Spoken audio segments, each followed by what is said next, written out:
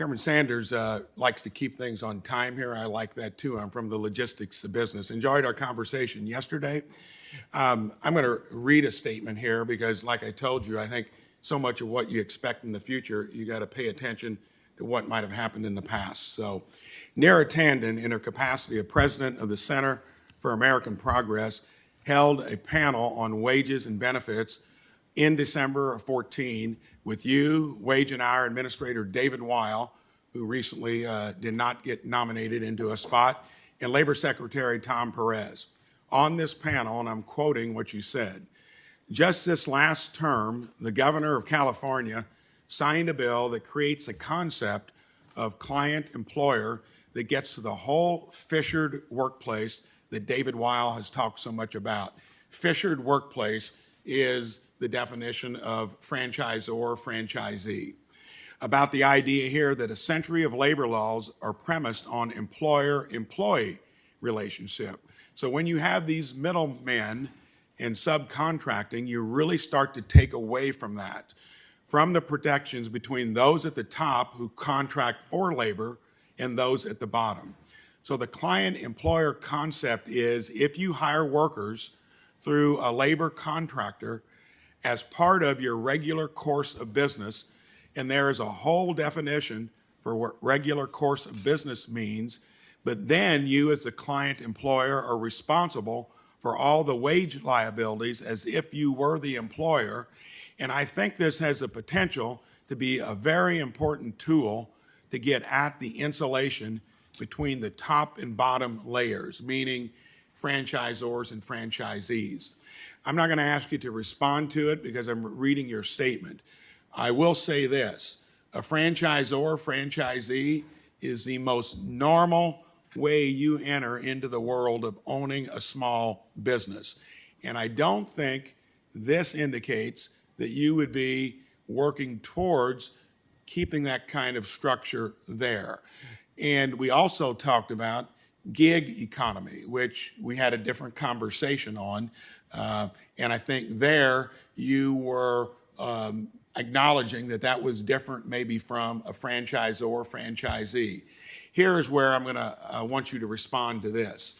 I think a lot of what has to do with anybody coming to a position of responsibility, you've got to probably justify some of the things in the past. I want to read this. I think character is important, and I want you to respond to it.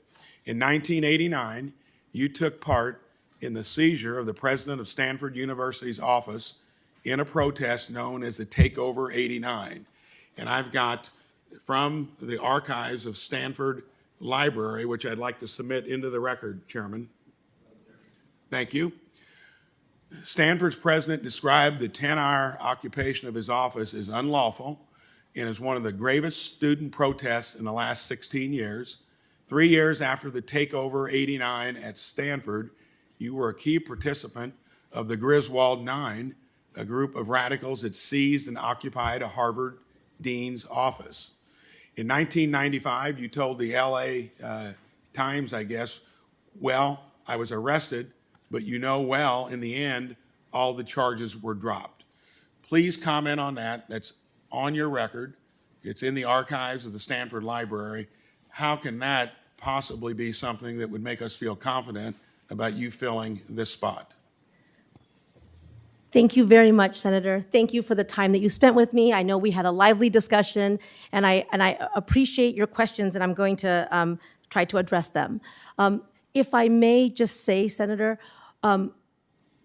one of the first cases I ever had was a case involving garment workers who'd been trafficked into the country and forced to work behind barbed wire and under armed guard for as long as 18 hours a day. What we discovered in that case was it was not just their captors who had a role in that. There were contractors up the chain who knew about what was happening. But you wouldn't generalize that into an example that would be descriptive of franchisors and franchisees. In fact, franchisors and franchisees had nothing to do with it whatsoever. But that was my question earlier on. Nothing to do with it whatsoever. For me, when everybody talks about how having a franchise company is a way that especially immigrants get into, own up their first business and get a toehold into the middle class. That is my family. That is what that was my experience. So, Before you get gavelled out, do you want to comment on what happened at Stanford yes. and Harvard? Just one more thing. The client-employer is a concept of state law, not a federal law, and I will assure this committee that my fidelity to federal law is complete. Okay, so we're talking about what happened in 1989. So, okay. Senator, let me just say this. I don't know if this is responsive, and I know you can stop me if it's not. I have an anecdote to share with you about this, which is, and my memory may be fuzzy about this, but at my Harvard graduation, the dean of the law school, Dean Robert Clark, who was the dean during the sit-in, actually said at the graduation ceremony that it was good to see Julie Su sitting in my office talking about how to address the issues that she sat in about in her first year rather than sitting in again. I share that with you because I do think there are many ways to make change. There are many ways to make the world a better place. And I have been somebody who sits down at the table and is willing to talk to anyone who the past and find is generally common ground. predictive of the future. So, thank you. Thank you. Senator Smith.